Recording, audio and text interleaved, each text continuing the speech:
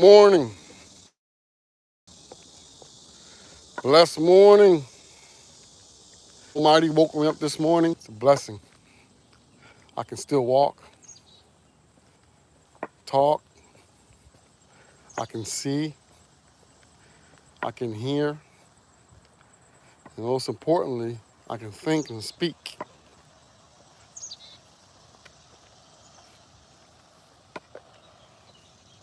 Never ever take all those qualities for granted. Look how beautiful that is.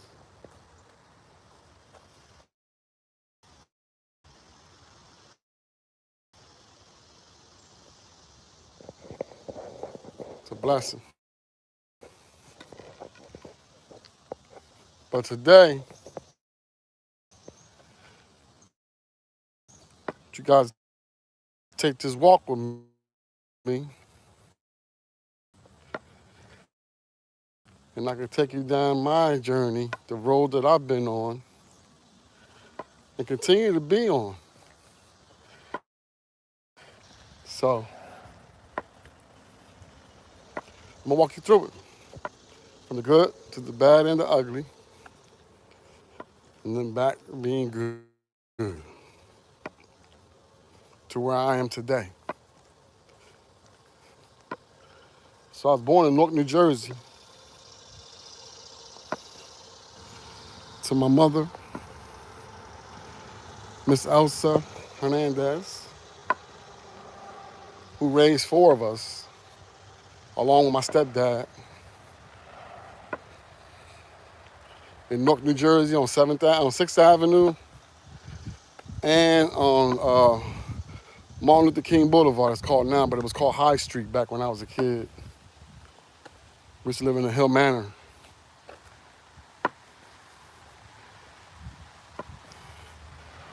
And even though that we were poor, my mom still provided for us, and we still lived a great lifestyle.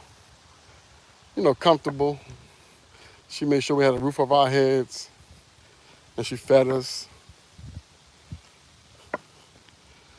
But then as a child, I don't know what the hell got into me, but I got infatuated with playing with matches and fire. And I set our house on fire twice. The second time that I set it on fire playing with matches, it burnt the whole building down.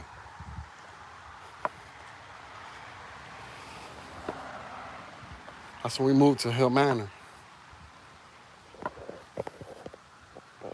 And same thing, playing fire over there too. Then as I got a little older, and I went to elementary school, then one of my best friends, he got shot and killed. And then when that happened, my mom said, oh hell, no, that's enough of that. So she upped and moved us to South Jersey to get out of that. The violence, all the violence within our community.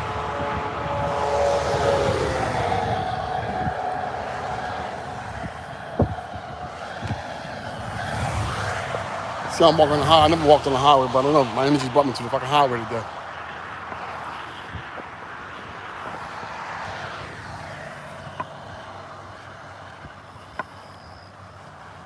So we moved down here, and then there was nothing else to do, so she bought me a basketball and put up a hoop in the yard. We didn't have internet, no phones, no video games.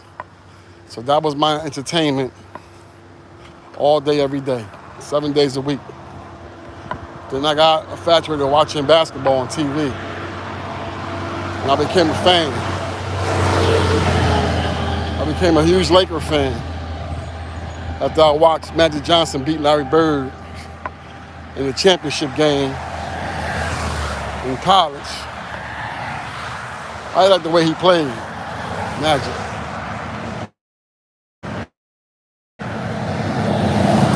He played team ball.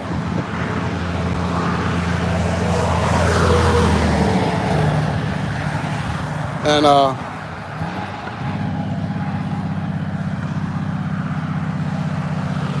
so I started to watch it and then go outside and practice his moves and how he passed the ball, how he thought ahead of each play, how he could see the court. And then when I got on the basketball court and actually started playing with other kids, and then everything that I was practicing started to come to light, transition and stuff. It's like, whoa, how you learn how to pass like that? Oh, and I used to always talk on the court too, like Magic Johnson. You know, directing traffic. You know how LeBron does now? LeBron probably the last of them, the last of them all. He's going to control the game and control the tempo. Well, that's what I did. So my 8th grade year, I ended up going back to Newark, well, not Newark, but Irvington, New Jersey, to live with my dad. So when I did that, I started going to the basketball court out there. And of course, those kids out there are stronger, taller, and faster. So I started playing with high school kids. And kids that were older than me. So it took my skill set up to a whole other level.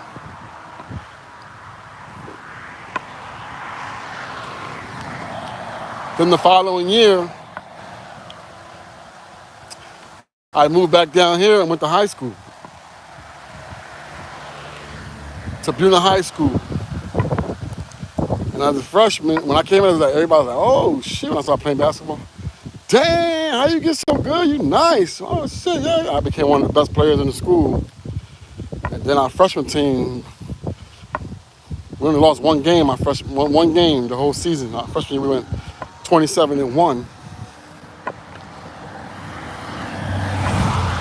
And the only game we lost to Ocean City High School, New Jersey, at the buzzer. The kid hit a shot at the buzzer, like 3/4 court.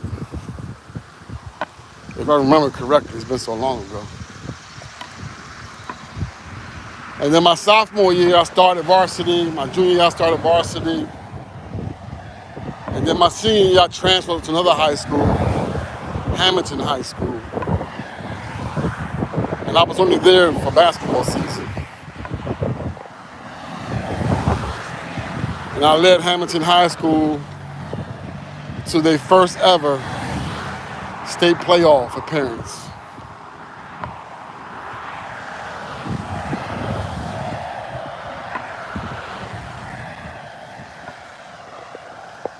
Then I graduated high school. And I went to camp.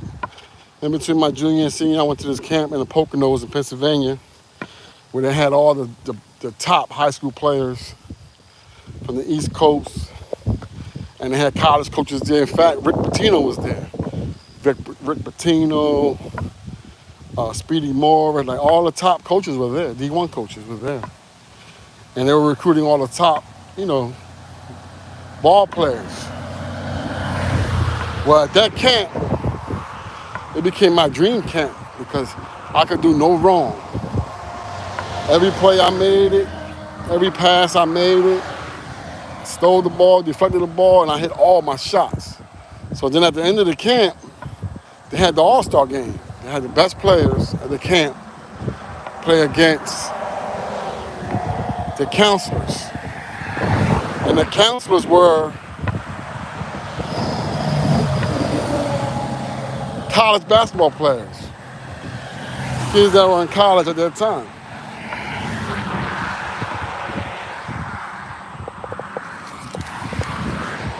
Kids were in college at that time,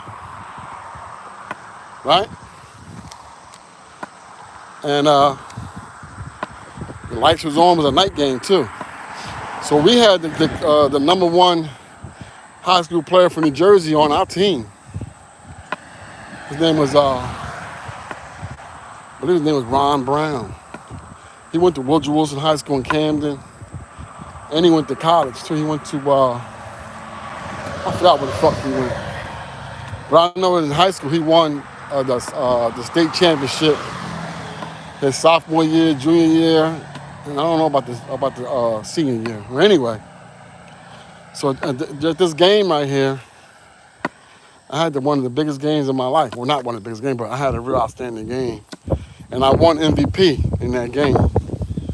I got MVP, and they gave me a trophy, and they gave me a jacket, and the coaches all started coming up to me and talking to me and stuff like that. So they were watching me my senior year. So I had a lot of preseason price write-ups, and so when that happened, my former school, they hated on me because I transferred. So they submitted an appeal with the state of New Jersey, and then the state of New Jersey suspended me for 6 games. Like they did this guy, Deshaun Watson. So they suspended me my first 6 to 10 games of the season, some shit like that. And then I came back and we started rolling. We started beating everybody. I was running the show like Magic Johnson. And everybody on our team, we all had our roles. I had the 2 slashers. I had the lefty that used to spot up. I had the big guy on the inside. I had mean drop steps and left hook, right hooks, short hooks. He had a nice little 15-footer. Then we had 2 athletes, brothers. They jump out the gym. They were the scrappy ones, like Dennis Rodman type players. And we did well. We made it all the way to the state. And then we lost. I forgot who we lost to, but I had a terrible game when we lost. But the game was still there to win. And I didn't make the plays to win the game. It was close and we lost.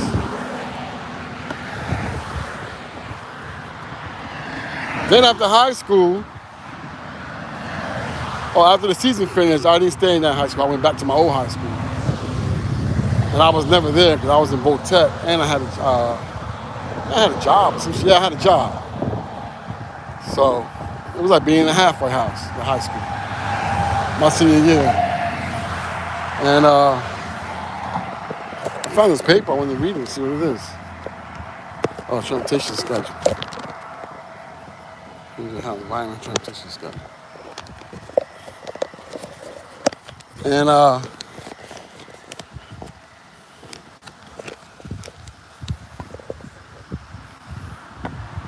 so when I graduated high school, I didn't even go to the prom. I didn't go to the prom. I didn't go to the dances. I didn't do none of that shit. I just wanted to be out of there. I told them to mail me my diploma. They mailed it too. So then I fucked around for a year. After high school, everybody was like, yo, you're gonna go to college, right? Play ball, yo, what you gonna do? Blah, blah, blah. But then I got caught up in the streets.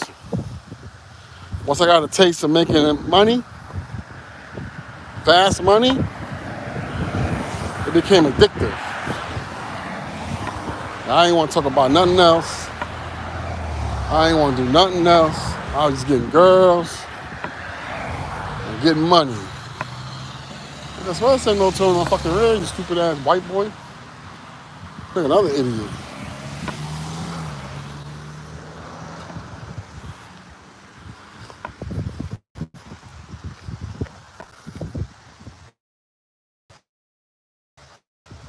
All right?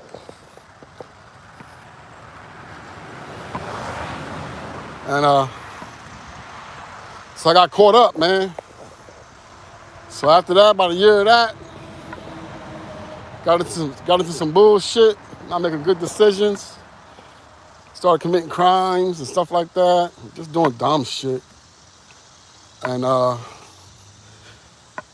so I was sitting in my living room, my mom's TV room. She had a little TV room. She converted her garage to a TV room. And I was sitting there with my baby mom, my first baby mom. She had my son. And we were just talking, and she was asking, what are you gonna do with yourself? Like, what are you doing? And I was like, I don't know, blah, blah, blah. And then the phone rings. So when the phone rang, I answered it. And when I answered it, there was a white guy on the phone. And I was like, oh, shit, I thought it was police. And he's like, yeah, this is such and such. And I was like, yeah, who this? He's like, yeah, well, I'm an Army recruiter, and you took a test, your junior year and you scored really well, and I wanted to know, were you still interested in going to the military? And I said, oh yeah, what branch? He said, Army. He said, well, you can pick which one you want to go in, you know. And I was like, all right, well, when can I leave? I said, yeah, I'm interested. He said, you serious? I said, yeah. He said, well, when you want to leave? I said, tomorrow. He said, are you serious? I said, I'm dead ass serious, man. Tomorrow. So he said, okay, well, look, I'll be there at your address. You still live at this address? I said, yep. And he said, all right, I'll be there tomorrow morning, 6 a.m. Be ready.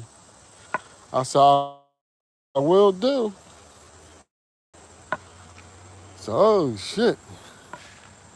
So I went, I dropped my baby mom off, 23 joints. Cause we used to roll joints back then. There wasn't no blunts and nothing like that, no Dutches.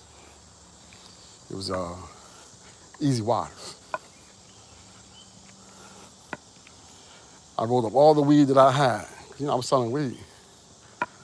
So I rolled up the rest of the weed that I had, and then I went around in my car, and I was just walking, driving around, just reflecting. Like, oh shit, I'm about to go into service. Like, I'm leaving this place, go see the world. And before and I smoked it all too. Well, I told my mom about it before she went to bed. I said, Mom, I'm going in the Army, military, Navy, Air Force, whatever. She said, nah. I said, yeah, tomorrow. They're coming to get me. She didn't believe me. Her and my stepdad, and they went to sleep. So I went out that night, and I was smoking and smoking. I was so fucking high. I was so high that I forgot to put gas in my car. And then around like 2:30, 3:30 in the morning, 3 o'clock in the morning, my car ran out of gas like 2 miles from my house. So when it ran out of gas, I knew that I was leaving anyway. I had a nice Chevy Nova too. I should have kept it, man. It was a 1970 Chevy Nova. That thing's worth like almost 80 grand right now. And I had a bat in the trunk. I took the bat in the trunk and I started beating my car with the bat on some nutball shit. Why I did that, I don't know. It ain't made no sense, but I did it, And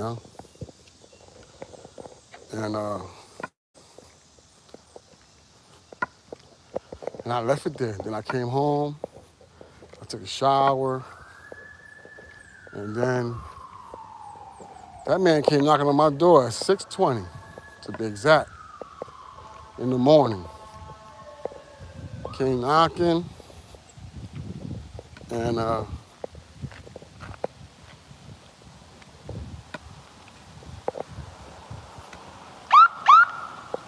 the fuck they got going on? And they came knocking on my door.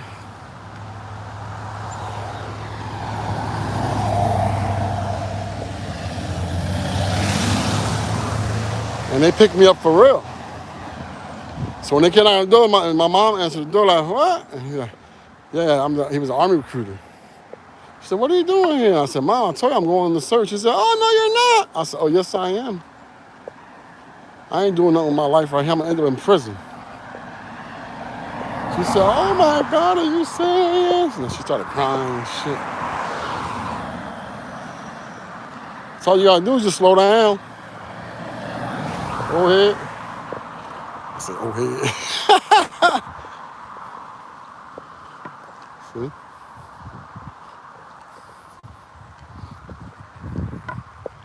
And that man took me to Philadelphia to the MAP Center. That's where they go. There's a processing center. And then I retook the test, took a physical. And they said, all right, you qualify for the Army. And this is the job options you have. And I was like, yo, I want to do the guns, man. I want to blow shit up. Oh, yeah, you want to do that? But that's called infantry. I said, yeah, I want to do that. I want to shoot and kill. That's the fuck I want to do. And he's like, all right. And then they took me, boom. Came back, he said, all right. I said, all right, so when I'm leaving, he goes, you got 2 weeks before you're being shipped out. Where do you want to go? And I said, I want to go to Italy. He said, well, we don't do Italy, but we do Germany. I said, I want to go to Germany. I said some other spots. I said either Germany, California, or Hawaii. So they said, oh, you want to go to Hawaii? Yeah, we're looking for new soldiers in Hawaii. I said, all right, let's go to Hawaii then. I'm going to Hawaii. So then I went to basic training in Fort Benning, Georgia. Completed those 8 weeks and another 5 weeks, 13 weeks total. Learn how to shoot and blow shit up. And how to walk and run and work out. Get your mind and your body right. I did that shit, bro. And it was good, man. It taught me discipline. When I first went in, it wasn't like that. It took a while. And I was being rebellious. I still had that street shit in me, you know? And it took a good month and a half of them yelling at me and drilling me, and cause I was fucking always last, doing everything. I was lollygagging. I had an attitude problem. And the drill sergeant used to call me in New York. This fucking guy from New York got an attitude problem.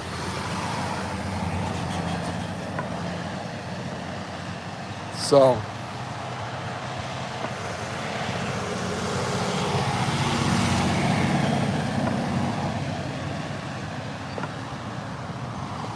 lot of traffic out here now, bro. What the fuck? But then I started to transition from street to military, and then I became motivated. I lost a lot of weight. I was like 2-something when I went in. Then by the time I finished basic training, I came home like 175. And Fort Benning, Georgia was hot as fuck, bro. It's hot.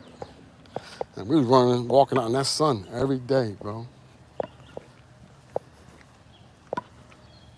Like I'm doing now. It's hot today. A little breeze in the shade. I'm gonna walk down to that stop sign and then walk back. It's like a little 3-mile walk this morning. I rode my bike yesterday, 6 miles. 5 miles. I'll say about 5 miles. So yeah. So then I finished it. I graduated. My mom came to my graduation. And then I came home after basic training. And then 2 weeks later, man, I was on a flight. Oh, when I came home, my second baby mom had my daughter. And so we went down to City Hall and got married before I left. Because I left September 5th. September 5th, 1986. And look how they living, bro. Why we can't live like this? I want it all, God. I want to live like this. I want a ranch with horses. That's why I'm pushing my brand the way I'm pushing it, man. God willing, it all comes together.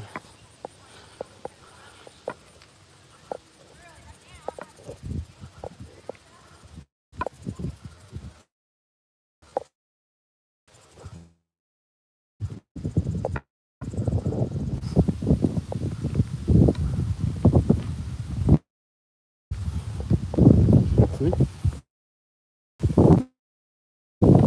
Fucking drain.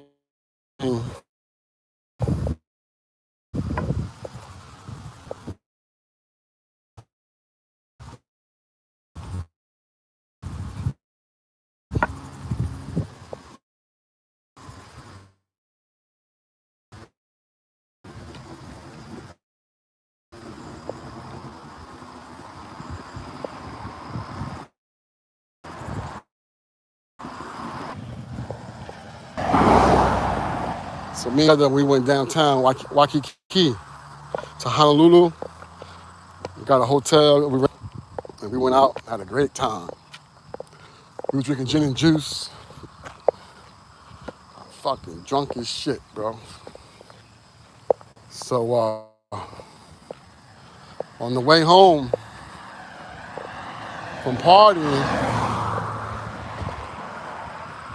I was so drunk, so I let my buddy, his name was Harris from Texas. He was from Texas. Let him drive. So then he ended up getting lost. We ended up in the mountain. We left Honolulu to go back to the barracks, which is Schofield Barracks. I don't know where he reeled off at, that we ended up in the mountains in Hawaii. And I woke up drunk. I'm looking down the mountain, I see all the lights. And so I said, yo, where the fuck is you going? He said, I don't know, but I know we need gas. So I said, all right, pull up to this gas station right here. So when he pulled up to the gas station, there was a cop parked right there too. So when he pulled up to the gas station, so I remember him, pulling up directly in front of it and him getting out, and he said, I'm going to the store real quick. So he went in and I fell back to sleep. And my boy in the back seat, he was already asleep, my man Ron Wallace from Oakland, California. He was still asleep. And all of a sudden I feel the car rolling back. The car was rolling down the hill backwards because he didn't put the car in park. He was drunk. He must have put it in neutral or something, I don't know. So when I woke up and I said, oh shit. But by the time I said, oh shit, it backed up and hit a pole. It hit a pole. Boom. Because when it hit, and we went back to the hotel. Is this your wallet? Because this guy, yeah, I know him, I got you. His wallet was full of all cashier checks. Because when they gave us cashier checks, you had to sign them. And they told us that in basic training, you got to sign them. If you lose them, and somebody signed none of them. I don't know what I was thinking. So I'd seen that. It was like, probably like $1,500 of cashier's checks. And he had this plastic bag in his wallet, and it had these 2 pearls, but I didn't know what the fuck they were. I threw that shit on the floor in the bathroom. So I didn't even tell my boys that I was with. I was gonna go AWOL. I was trying to come back home. So I caught a cab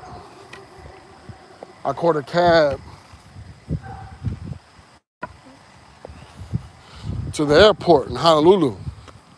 And I went up to the ticket.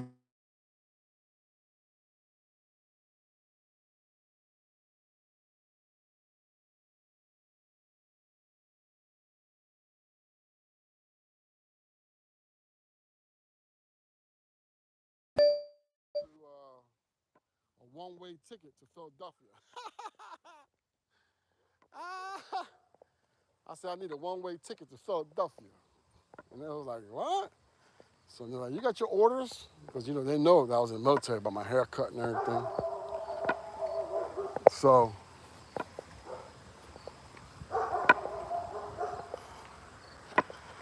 when she said that, and then these 2 cops started walking up to the desk, and she was telling them, yeah, he doesn't have no orders, and he wants a 1-way ticket back to Philadelphia. All right, good morning, good. And real quick.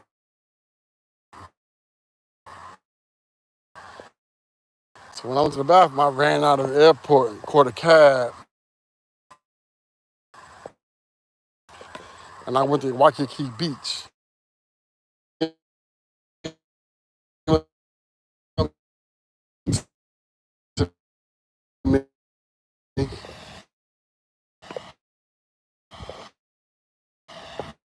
Lessons.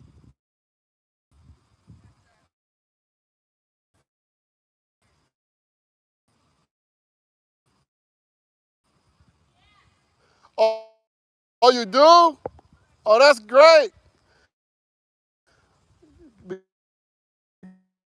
Because my daughter wants to ride.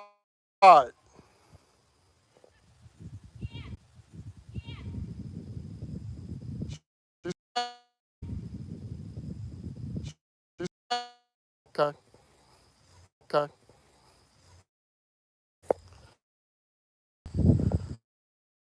When you in trouble, they looking for you. Yo, this big black tourist. And then everybody pointed to me. And he walked up on me. So I had my trophy, I had my basketball trophy that I had from New Jersey that I won championship. When he walked up on me with that tough shit, he went to go grab me. I clunked him right in his forehead with it, split his shit. And then I just held on for the ride, started tussling. He ain't punched me not one time. And they broke it up. I got in trouble, they wrote me up. I got 14 days, extra duty. I had to pay the money back because they took it out my check every month. Bought pearls for his wife. This is nice. All right, so stay tuned. I'm gonna give you a part 2 when I get back in the house and out this sun. All right?